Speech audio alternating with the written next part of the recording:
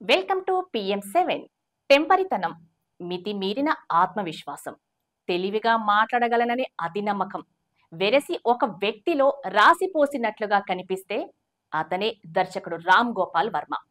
Cinema వాళ్ళు రాజకీయాలకు వచ్చి రాణించారు, కానీ ఏనాడు ప్రత్యర్థి పార్టీని అవాకులు చవాకులు మాట్లాడింది లేదు.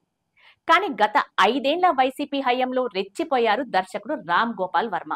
దానికి ఇప్పుడు మూల్యం చెల్లించుకుంటున్నారు. ఇక వివరాల్లోకి వెళ్తే, కేసుల నుండి బయటపడేందుకు న్యాయస్థానాలను ఆశ్రయిస్తున్నారు. ఈ క్రమంలో ఆయనకు సంబంధించి మరో సంచలన విషయం ఒకటి బయటకొచ్చింది. ఇటీవల ఆయనకు హైకోర్టు తాత్కాలిక ఉపశమనం కలిగించింది. వారం రోజుల పాటు అరెస్టు చేయకుండా ఆదేశాలు ఇచ్చింది. వైసీపీ ప్రభుత్వ హయాంలో దూకుడుగా ఉండేవారు రామ్ గోపాల్ వర్మ. ఒకవైపు వైసీపీకి అనుకూలంగా సినిమాలు తీస్తూనే సోషల్ మీడియాలో వైసీపీతో పాటు జగన్ ప్రత్యర్థులపై విరుచుకుపడేవారు. ఈ క్రమంలోనే వ్యూహం సినిమా ప్రమోషన్లో భాగంగా ఆయన పెట్టిన సోషల్ మీడియా పోస్టులు అప్పట్లో వివాదాస్పదమయ్యాయి. కానీ వైసీపీ అధికారంలోకి ఉండటంతో వాటిపై ఫిర్యాదు చేసేందుకు ఎవరూ ముందుకు రాలేదు. ఇప్పుడు రాష్ట్ర వ్యాప్తంగా వైసీపీ సోషల్ మీడియా కార్యకర్తలపై కేసులు, అరెస్టులు జరుగుతున్న నేపథ్యంలో రామ్ గోపాల్ వర్మపై ఫిర్యాదులు చేశారు టీడీపీ నేతలు. విచారణకు హాజరు కావాలని రామ్ గోపాల్ వర్మకు నోటీసులు ఇచ్చారు ప్రకాశం పోలీసులు. కానీ ఆయన విచారణకు హాజరు కాలేదు. తనపై వేసిన కేసులను కొట్టివేయాలని కోరుతూ హైకోర్టును ఆశ్రయించారు ఆర్జీవీ. అది వీలు కాదని తేల్చి చెప్పిన హైకోర్టు అవసరమైతే ముందస్తు బెయిల్ పిటిషన్ దాఖలు చేసుకోవాలని సూచించింది.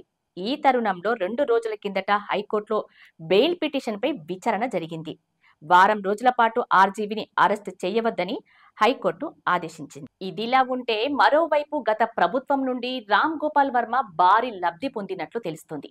అప్పటి ప్రభుత్వం ఆయనకు నెల జీతం ఏపీ డిజిటల్ కార్పొరేషన్ నుండి చెల్లింపులు చేసినట్లు సమాచారం. వైసీపీ ప్రభుత్వ హయాంలో పెద్ద ఎత్తున కార్పొరేషన్లు ఏర్పాటు చేశారు. అందులో భాగంగా డిజిటల్ కార్పొరేషన్ ఏర్పాటు చేసి కార్యవర్గాన్ని సైతం ప్రకటించారు. యూట్యూబ్లతో పాటు వెబ్సైట్ల పర్యవేక్షణ ఈ కార్పొరేషన్ బాధ్యత. అయితే వైసీపీ తమ సోషల్ మీడియా కోసం పనిచేసిన కొందరికి ఈ కార్పొరేషన్ నుండి నేరుగా నెలవారీ చెల్లింపులు జరిపినట్టుగా సమాచారం.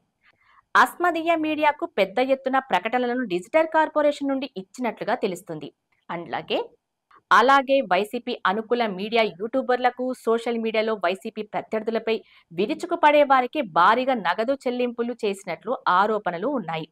అందులో భాగంగానే రామ్ గోపాల్ వర్మకు ఏపీ డిజిటల్ కార్పొరేషన్ నుండి భారీగా చెల్లింపులు చేసినట్లు ఆరోపణలు వినిపిస్తున్నాయి.